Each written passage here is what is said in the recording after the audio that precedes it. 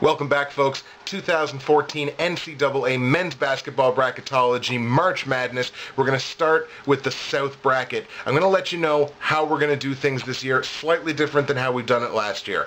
Based on me doing 3 brackets this year, I've broken it down into really 3 categories for teams as far as who I think is going to win games. We're looking at my absolute locks. These are my locks to move from one round to the next. Then we're looking at probables.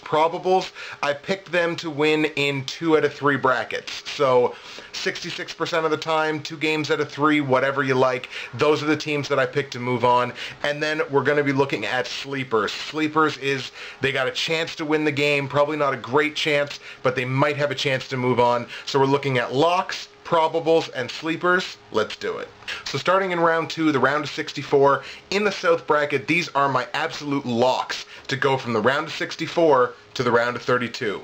We're looking at number 1 ranked Florida, number 4 ranked UCLA, number 3 ranked Syracuse, number 7 ranked New Mexico, and number 2 ranked Kansas. Those 5 teams are my absolute locks to go from the round of 64 to the round of 32. And now let's look at my probables. These are my teams that are probably going to make it through from the round of 64 to the round of 32. In the South bracket, we're looking at number 9 ranked Pittsburgh, number 12 ranked SF Austin, and number 6 ranked Ohio State. I really think SF Austin in that 12 spot can upset the number 5 seed. I really do think that's got a good chance of happening. So those are my probables to make it through to the next round. Also, just as a note, I don't think the concept of sleepers to win 1 game in a tournament actually exists, so we're not going to talk about sleepers from the round of 64 to the round of 32 in any of the videos. Once we get into like going from 32 to 16 and so on, then we're looking at sleepers. Like there are sleeper teams to make it into the Sweet 16, so we'll get into those here next. Sticking with the South bracket now, we're going to look at going from the round of 32 into the Sweet 16. I only have 1 lock in the South bracket to go from the round of 32 to the Sweet 16, and that's number 1 ranked Florida. Florida is a great team. So they're an absolute lock to get into the Sweet 16.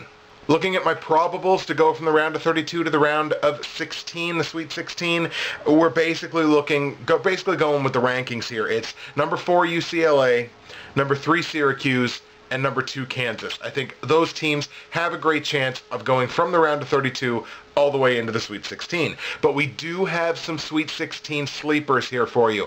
A couple of sleepers that I think do have a chance, do have a path to get from the round of 32 all the way into the Sweet 16.